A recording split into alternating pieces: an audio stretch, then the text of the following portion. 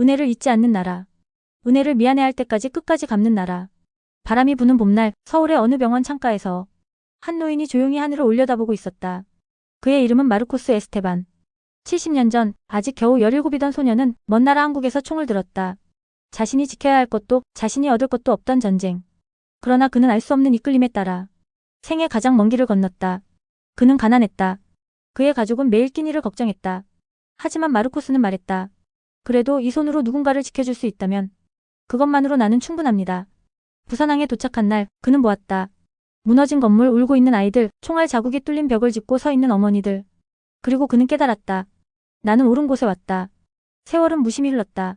마르코스는 고향 콜롬비아로 돌아갔지만 가난은 여전했고 전쟁의 후유증은 그를 천천히 무너뜨렸다. 어느새 걸을 힘도, 웃을 힘도, 숨 쉴 힘조차 잃어가던 그때 조용히 다가온 기적. 한국 땅에서 누군가 그를 기억하고 있었다. 콜롬비아의 영웅이 지금 병상에 쓰러져 있습니다. 한 교민의 외침이 퍼졌고 그 소식은 바다를 넘어 한반도의 심장을 흔들었다. 대한민국. 그 나라는 기억하고 있었다. 은혜를 잊지 않는 나라. 대형 병원이 문을 열었고 기업들이, 국민들이, 아이들이 모두가 한 목소리로 말했다. 이제 우리가 갚을 차례입니다. VIP 병실, 삼계탕 한 그릇에 눈을 반짝이던 마르코스.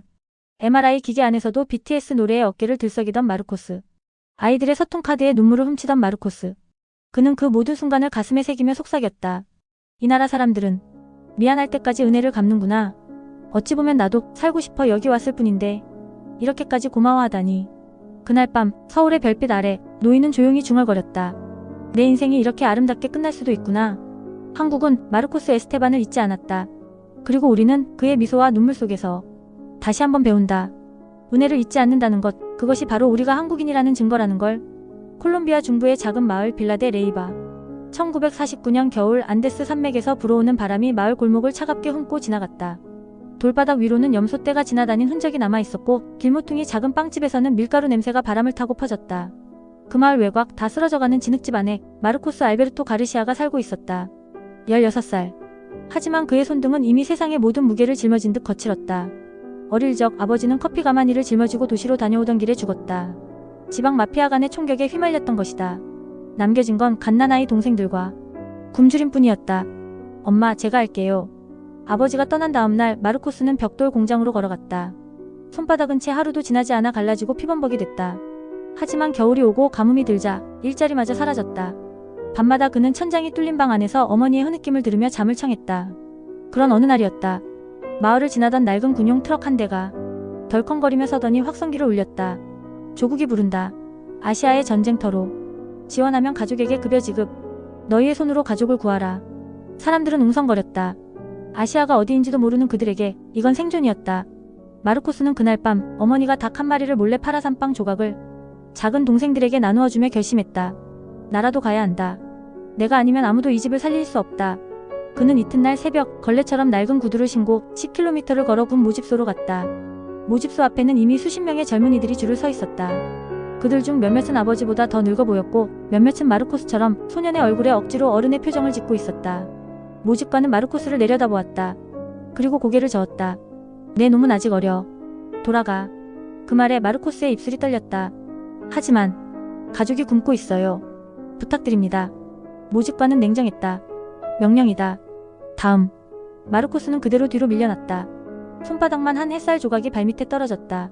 주먹을 쥔 채 그는 돌아서지 않았다. 그날 밤 모집소 근처 선술집에서 마르코스는 구석에 웅크리고 앉아 눈을 감은 채 기다렸다. 한참 후 모집관 중 한 명이 술에 취해 나오던 찰나 그는 조심스럽게 다가가 속삭였다. 형님, 저를 데려가 주시면 매달 제 월급 중 반을 드리겠습니다. 술 기운에 눈이 풀린 모집관은 잠시 고민하더니 씩 웃었다. 서류를 고치지. 생일을 2년 더 앞당겨줄게. 그날 밤 마르코스는 18살이 되었다. 서류상으로만 일은 순조롭지 않았다. 출항을 앞두고 부두 검열관이 서류를 뒤적거리다 그의 얼굴을 이리저리 훑어보더니 너 진짜 18이냐? 마르코스는 숨을 삼켰다. 그는 엄마가 일러준 대로 말했다. 예, 맞습니다. 검열관은 피식 웃더니 그래. 어차피 총알은 나이 안 가려. 하고는 통과시켰다.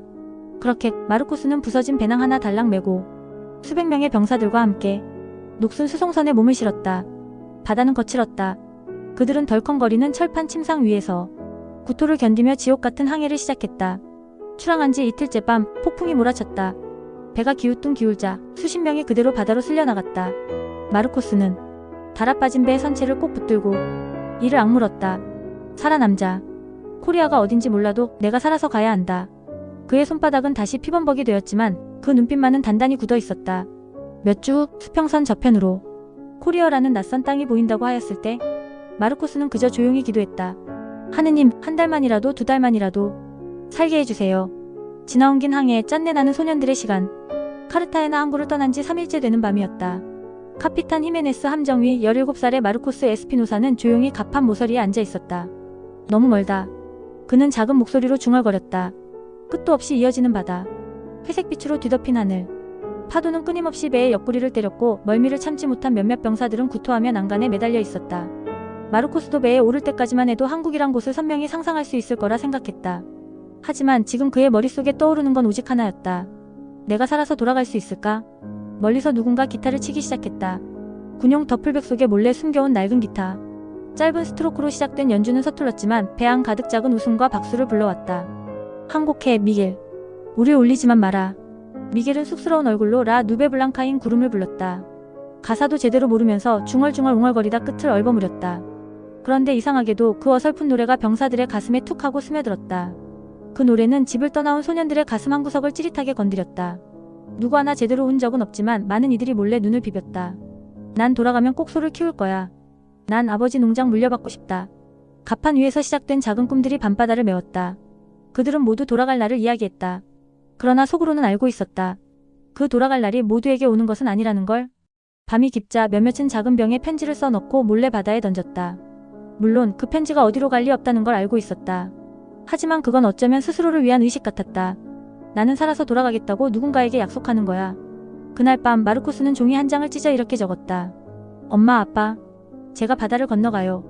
외롭고 무서워도 괜찮아요. 돌아올 때는 꼭 좀 더 나은 사람이 되어 있을게요. 그는 종이를 조심스럽게 접어 군복 안주머니에 넣었다. 자신만의 작은 부적처럼. 날이 밝자 배 위는 다시 북적였다. 식사는 여전히 형편없었다. 건빵 같은 딱딱한 빵, 짠 통조림 고기, 그리고 미지근한 물. 이게 밥이냐? 누군가 투덜거리자 곁에 있던 병장이 웃으며 말했다. 살아있으면 된 거야. 배 터지게 먹고 싶으면 한국 가서 먹어. 병사들은 허탈하게 웃었다. 그리고 바로 다음 순간 배가 크게 기울었다. 악! 악! 마르코스는 다른 병사들과 함께 바닥을 굴렀다. 통조림이 대굴대굴 굴러가고 기타를 치던 미겔은 기타를 부여잡고 바닥에 나동그라졌다. 갑판 위는 순식간에 난장판이 됐다. 식판을 던지며 장난치는 놈, 미끄러져 엉덩방아 찢는 놈, 서로를 붙잡고 넘어지며 깔깔 웃는 소년들. 그 순간만큼은 전쟁도 죽음도 잊은 채였다. 한국에 가까워질수록 배 안의 공기는 점점 무거워졌다. 훈련은 더 거칠어졌고 장교들은 매일 밤 병사들에게 말했다. 너희는 이제부터 병사가 아니라 형제다. 마르코스는 이 말을 가슴에 새겼다. 가족을 떠나온 소년들에게 이제 서로밖에 없다는 것을. 그들은 긴 항해 끝에 결국 육지 냄새를 맡았다. 희미하게 다가오는 산과 마을들, 그리고 거칠고도 낯선 땅. 1951년 6월 15일 한국 부산항. 콜롬비아 제1대대 1060명의 소년 병사들이 발을 디뎠다. 그리고 누구도 몰랐다. 그들 중 일부는 다시는 이 고향 바다를 볼 수 없을 것이라는 걸. 마르코스는 숨을 깊게 들이켰다. 3주간 군사훈련을 받았다. 이 바람, 이 땅, 이 하늘. 그는 그 순간을 평생 기억하게 될 줄은 몰랐다. 첫 번째 총성, 그리고 잃어버린 이름들. 새벽이었다. 부산항에 발을 디딘 지 일주일이 지나고 콜롬비아 제1대대는 곧장 전방으로 향했다. 거친 숨결과 함께 트럭 짐칸에 몸을 실은 마르코스는 떨리는 손으로 에밀 소총을 움켜쥐고 있었다. 한 번도 사람을 향해 방아쇠를 당겨본 적 없는 17살 소년. 머릿속은 텅 비었고 심장은 쿵쿵쿵 미친 듯이 울렸다. 싸움은 훈련처럼 쉽게 끝나지 않을 거야. 옆에 앉은 고참 병사가 낮게 중얼였다. 망설이면 내가 죽는다. 마르코스는 고개를 끄덕였지만 손끝까지 떨리는 걸 멈출 수 없었다. 총구 너머로 보이는 풍경은 서늘했다. 끝없이 이어진 산과 언덕, 그리고 어딘가 숨어있을지도 모를 적들. 전투는 생각보다 훨씬 빨리 찾아왔다. 트럭이 멈추고 마르코스가 땅을 밟은 바로 그 순간 먼 언덕 너머에서 포성이 터졌다. 흙탕물이 튀고 총성이 산을 울렸다. 엄폐. 고함 소리에 몸을 낮춘 순간 옆에 있던 동료 하나가 비명을 지르며 쓰러졌다. 마르코스는 얼어붙은 듯 그 장면을 바라봤다. 진한 선홍색 피가 흙바닥 위로 퍼졌다. 딸기 시럽처럼 끈적이고 너무나 선명했다. 고개 숙여 마르코스. 누군가 소리쳤지만 그는 꿈속을 걷듯 움직였다. 이것이 전쟁이었다. 그리고 그는 이제 돌이킬 수 없는 곳까지 와버린 것이다. 첫 사상자는 구조될 수 없었다. 부대는 전진해야 했다. 마르코스는 얼어붙은 손으로 총을 고쳐 쥐고 그저 명령에 따라 걷기 시작했다. 앞에 보이면 쏴. 고참 병사가 다시 말했다. 저기 아니면 내가 죽는다. 마르코스는 끄덕였지만 가슴속 깊은 곳에서 울컥 올라오는 무언가를 억누를 수 없었다. 나는 사람을 죽이러 온 게 아니다. 나는 누군가를 지키기 위해 여기에 왔다. 하지만 그 생각은 현실 앞에서 한없이 가벼웠다. 적은 코앞에 있었다. 흙먼지 속에서 젖은 땅을 박차고 달려오는 북한군. 마르코스는 소리를 지르며 방아쇠를 당겼다. 탕! 탕! 탕! 첫 발은 허공을 갈랐고 두 번째 발도 빗나갔다. 세 번째 총알이 누군가의 몸을 꿰뚫었다. 총에 맞은 북한 병사는 느릿하게 쓰러졌다. 헬멧이 땅에 부딪히며 둔탁한 소리를 냈다. 그 순간 마르코스는 마치 자신의 심장이 갈라지는 소리를 들은 듯했다. 나는 사람을 죽였다. 총을 끌어안은 채 땅바닥에 주저앉을 뻔했지만 전투는 기다려주지 않았다. 포성은 계속 울렸고 명령은 쏟아졌다. 에스피노사, 전진해. 다리가 풀린 채 그는 또다시 일어섰다. 몸이 기억하는 대로 움직였다. 숨을 참고 총구를 겨누고 방아쇠를 당겼다. 그날 콜롬비아 제1대대는 수십 명의 전우를 잃었다. 어두운 밤, 부상병을 수송하는 중에 마르코스는 비어버린 옆자리를 보았다. 전투 시작 전에 껌을 건네주던 청년. 이거 싸우기 전에 씹으면 덜 무서워. 수줍게 웃던 그 청년이 지금은 없었다. 남아있는 것은 가지런히 놓인 장화 한 켤레뿐. 마르코스는 장화를 조심스럽게 쓸어내렸다. 형 미안해. 그 한마디를 속으로 삼키며 별이 총총한 하늘 아래 마르코스는 조용히 성경책을 꺼냈다. 누구도 혼자가 아니다. 그 문장을 오래도록 바라보다가 그는 조용히 다짐했다. 나는 단순히 살아남기 위해 싸우지 않는다. 나는 한국을 위해 싸운다. 그리고 내 안의 인간을 지키기 위해 싸운다. 쓰러지는 별빛 아래에서 부산항에 상륙한 후 콜롬비아 제1대대는 곧바로 전선으로 투입됐다. 마르코스 에스피노사 17살, 아직 수염도 제대로 나지 않은 소년이었다. 그는 가평 전투에 참가했다. 아침이면 몸이 얼어붙을 정도로 찬 공기, 밤이면 소리 없이 기어오는 죽음의 그림자. 마르코스는 매일 새벽 총을 부여잡은 채 하늘을 올려다보았다. 오늘은 살아남을 수 있을까? 그날도 그랬다. 잔잔한 새벽, 한순간 산이 터지는 소리가 들렸다. 박격포다.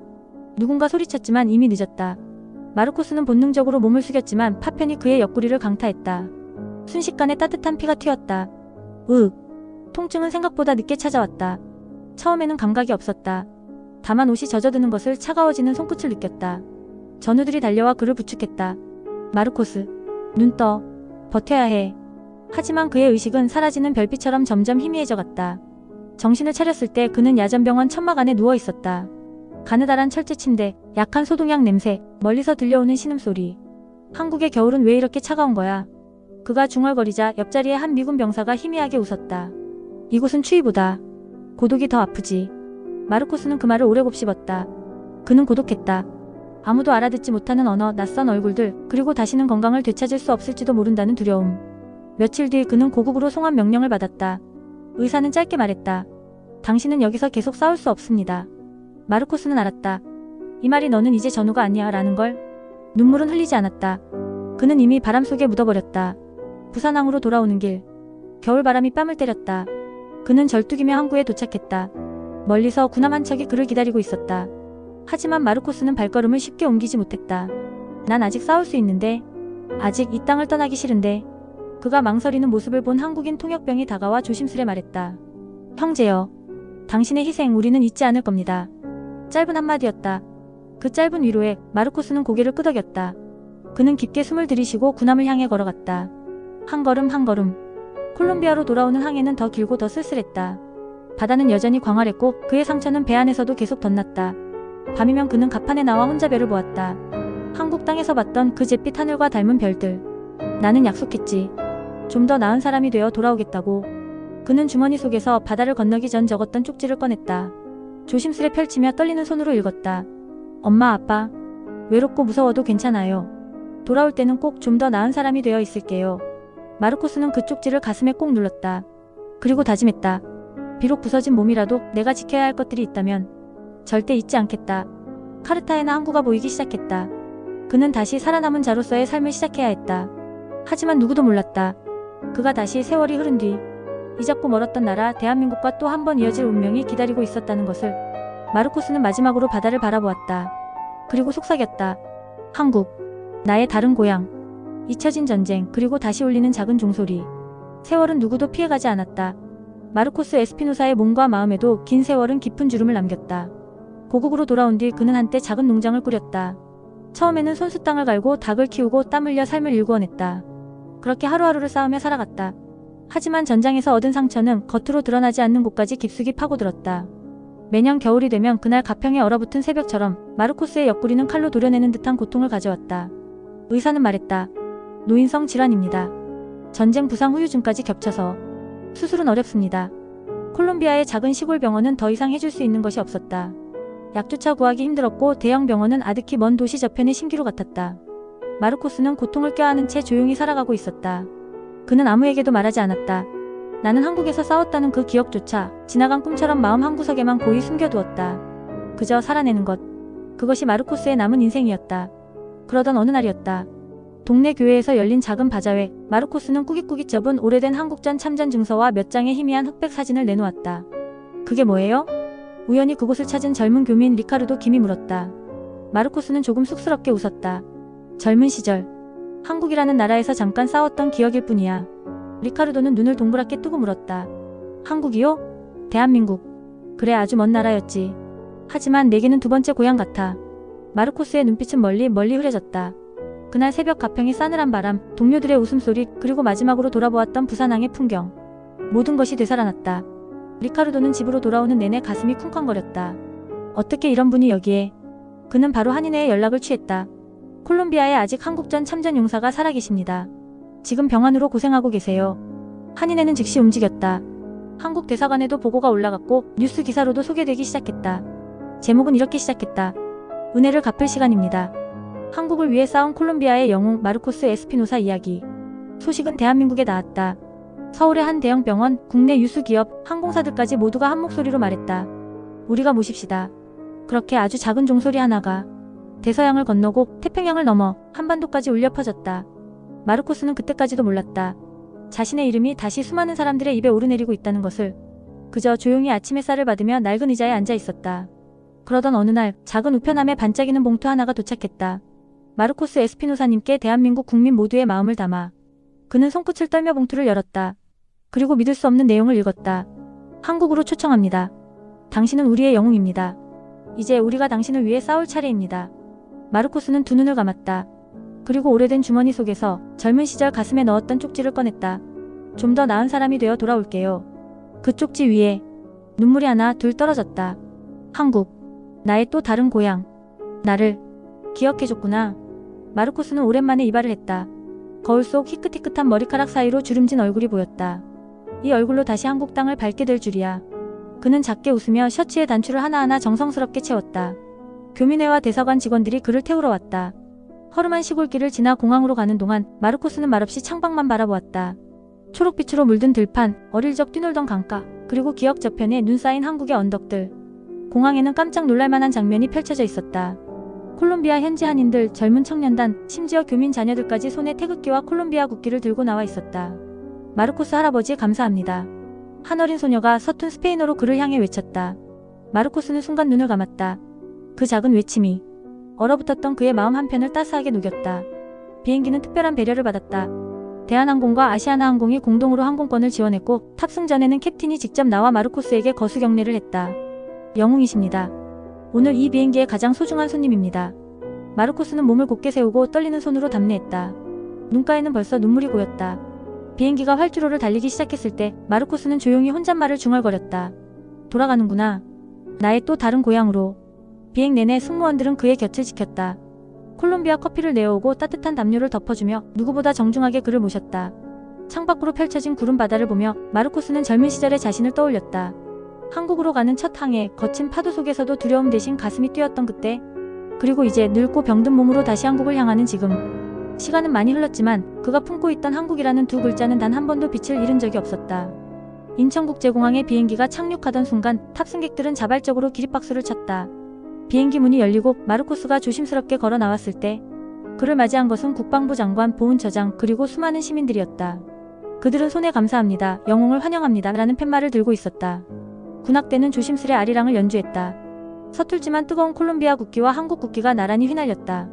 한 소년이 마르코스에게 다가와 작은 꽃다발을 건넸다. 소년은 고개를 깊이 숙이며 말했다. 할아버지 덕분에 저희가 이렇게 자유롭게 살고 있어요. 정말 감사합니다. 마르코스는 아무 말도 하지 못했다.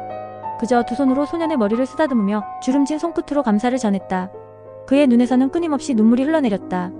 그 순간 마르코스는 가만히 속으로 생각했다. 어찌 보면 나도 살려고 한국에 갔던 건데 이 나라 사람들은 은혜를 미안할 때까지 갚는구나. 참 따뜻한 사람들이구나. 공항 귀빈실로 이동하자 한국의 대형 병원 의료진들과 후원 기업 대표들이 직접 나와 있었다. 마르코스 에스피노사님, 이제부터는 저희가 당신을 돌보겠습니다. 그 말 한마디에 마르코스는 고개를 떨구고 말았다. 살아있을 가치가 있었구나. 그는 가슴속 깊이 되뇌었다. 기자들은 묻기 시작했다. 한국에 다시 오신 소감이 어떠십니까? 마르코스는 조용히 마이크를 잡았다. 그리고 또박또박 마치 마지막 힘을 다하듯 말했다. 오랜 세월 나는 한국을 한 번도 잊은 적이 없었습니다. 그리고 이제 한국이 나를 잊지 않았다는 걸 알게 되었습니다. 귀빈실은 숨죽인 침묵에 휩싸였고 곧이어 큰 박수 소리가 천장을 울렸다. 그날 밤 마르코스는 서울의 고급 병원 VIP 병실에 누웠다. 따뜻한 침대, 밝은 조명, 창밖으로는 한강의 야경이 반짝였다. 그는 잠들기 전 창밖으로 흐르는 불빛들을 바라보며 중얼거렸다. 정말 꿈만 같다. 살아서 정말 잘했다. VIP 병실. 바닥은 반짝였고 창틀엔 분홍색 난초 화분이 놓여 있었다. 마르코스는 살면서 이런 호사는 처음이었다. 쿠션이 달린 전동 침대에 누워있자니 몸보다 마음이 먼저 풀려버렸다. 할아버지, 침대 위에서 리모컨으로 버튼 눌러보세요. 간호사가 장난기 가득한 얼굴로 말했다. 마르코스가 조심스레 리모컨을 누르자 침대 머리가 쓱 올라갔다. 그는 깜짝 놀라서 눈을 동그랗게 뜨더니 곧 웃음을 터뜨렸다. 와하, 이거 침대가 아니라 놀이기구로군. 병실 안이 왁자지껄 웃음으로 가득 찼다. 점심시간. 특식으로 삼계탕이 나왔다. 이건 뭐지? 닭 한 마리가 통째로 국물에 잠긴 것을 본 마르코스는 살짝 당황했다. 혹시 이거 싸워야 되는 음식인가요? 간호사들은 웃음을 참느라 손등으로 입을 막았다. 아니에요, 잡수시는 거예요. 한국에서는 건강식이랍니다. 마르코스는 조심스레 닭다리를 들었다. 그러더니 한 입 베어 물고 눈을 동그랗게 떴다. 이야, 이거 맛있는데요? 그는 순식간에 닭을 해가며 삼계탕을 흡입했다. 옆에서 의료진들은 환호성을 질렀다. 할아버지, 진짜 한국인 다 됐어요. 오후가 되자 정형외과, 신경과 심장내과 의료진들이 총출동했다. 마르코스님, 저희는 진짜 가족처럼 모실 겁니다. 그들은 구부정한 허리, 오래된 총상 흉터, 노화된 심장 판막 하나까지 꼼꼼히 살폈다. MRI를 찍을 때는 에피소드도 있었다. MRI 기계 안에 들어가자 마르코스는 헤드폰으로 음악을 들려주겠다는 말에 고개를 끄덕였다. 한국 노래 괜찮으세요? 좋지요. 간호사가 선곡을 했는데 그 노래는 다름 아닌 BTS 다이너마이트였다. 둠칫둠칫 비트가 울려 퍼지자 기계 안에 누워있던 마르코스가 살짝 어깨를 들썩였다. 검사를 끝내고 나온 그는 씩 웃으며 말했다. 이 친구들 세계를 흔들만하네요. 나도 팬이 될까봐. 저녁엔 또 작은 이벤트가 있었다. 서울초등학교 학생들이 만든 감사 카드 꾸러미가 병원으로 배달된 것이다. 카드 안에는 서툰 한글로 이런 문장이 적혀 있었다. 마르코스 할아버지 덕분에 저는 자유롭게 꿈을 꿀 수 있어요. 사랑해요. 마르코스는 카드를 하나하나 꺼내 읽다가 결국 눈가를 훔쳤다. 내가 무슨 대단한 걸 했다고. 이렇게까지. 그의 목소리는 떨렸지만 눈빛은 누구보다 맑고 깊었다. 밤이 되자 의료진과 병원 직원들이 돌아가며 마르코스의 병실을 찾아와 인사를 건넸다. 할아버지, 편하신가요? 뭐가 불편하시면 언제든 벨 누르세요. 내일은 병원장님이랑 식사하실 거예요. 마르코스는 살짝 쑥스러워하며 말했다. 나 이 병원 VIP 고객으로 계약된 거야? 이러다 평생 눌러앉을까 걱정이야. 그 말에 병실 안은 또다시 웃음바다가 됐다. 조용한 밤 창밖으로 서울의 불빛이 아른거렸다. 마르코스는 침대 머리를 살짝 올리고 작은 탁자 위에 놓인 감자칩을 집어들었다. 과자도 한국 것이 훨씬 맛있구나. 그는 생각하며 바삭바삭 과자를 씹었다. 그리고는 하루를 되돌아보며 조용히 속삭였다. 이 나라 사람들은 정말 미안할 때까지 은혜를 갚는구나. 덕분에 나도 살아가는 게 참 좋다. 그는 그렇게 오랜만에 편안하고 행복하고 따뜻한 잠에 빠져들었다. 그날 대한민국은 오래된 빚을 갚았습니다. 그리고 한 노병의 주름진 손을 잡으며 약속했습니다. 우리가 당신을 잊지 않았듯 우리의 미래도 당신을 기억할 것입니다. 콜롬비아의 작은 마을, 평생을 조용히 살아온 한 노인이 반세기 만에 다시 초대받은 나라에서 가장 따뜻한 봄날을 맞이했습니다. 그는 한국 땅을 밟은 순간 눈을 감고 속삭였습니다. 이곳은 내 두 번째 고향이야. 은혜를 잊지 않는 나라, 은혜가 미안할 만큼 끝까지 갚는 나라. 그 말은 통역 없이도 모두의 가슴에 그대로 닿았습니다. 그의 이름은 이제 두 나라 사이에 놓인 다리가 되었습니다. 시간은 흘렀지만 은혜는 잊히지 않았고 고마움은 세월보다 깊었습니다.